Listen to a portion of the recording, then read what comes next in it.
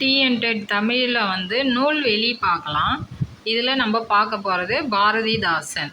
இவர் கவிஞர், இதழாளர், தமிழாசிரியர் என பன்முக ஆற்றல் கொண்டவர் பாரதிதாசன்.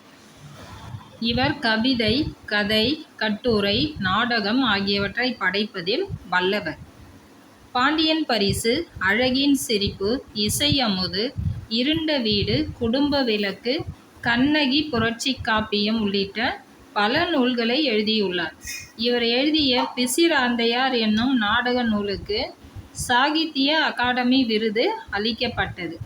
பாரதிதாசன் கவிதைகள் என்னும் தொகுப்பிலிருந்து தமிழ் பேறு என்னும் தலைப்பில் உள்ள பாடல் இங்கு பாடமாக வைக்கப்பட்டுள்ளது.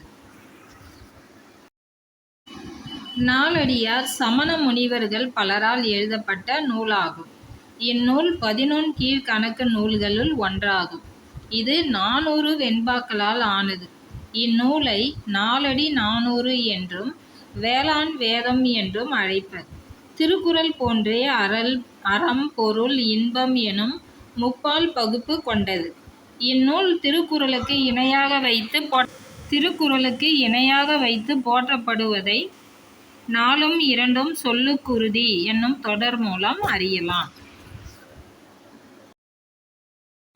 மதிப்பீடு. இதில் பாருங்க, ஒருவர் தம் குழந்தைகளுக்கு சேர்த்து வைக்க வேண்டிய செல்வம். ஆன்சர் ஆ. கல்வி. கல்வியை போல் டேஷ் செல்வம் வேறு இல்லை. கேடு இல்லாத. ஆன்சர் ஆ. வாய் தீயின் என்னும் சொல்லை பிரித்து எழுத கிடைப்பது வாய் பிளஸ் தீயின். ஆ. ஆப்ஷன் ஆ. கேடு இல்லை என்னும் சொல்லை பிரித்து எழுத கிடைப்பது கேடு பிளஸ் இல்லை. இ.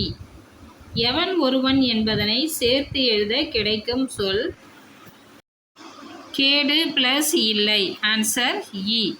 எவன் ஒருவன் என்பதனை சேர்த்தெழுத கிடைக்கும் சொல் எவன் ஒருவன். இ. எவன் ஒருவன். இ. அடுத்தது நம்ம பார்க்க போகிறது, அடுத்த நூல்வெளியில் திருக்குறள் வகுப்புகள் நடத்தியும் தொடர் சொற்பொழிவுகள் நிகழ்த்தியும் திருக்குறளை பரப்பும் பணி செய்தவர் திருக்குறளார் வி. முனிசாமி. திருக்குறளார் வி. முனிசாமி. நகைச்சுவை ததும்பும் தமது பேச்சால் மக்களை கவர்ந்தவர் இவர். வள்ளுவர் உள்ளம், வள்ளுவர் காட்டிய வழி, திருக்குறளில் நகைச்சுவை உள்ளிட்ட பல நூல்களை எழுதியுள்ளார்.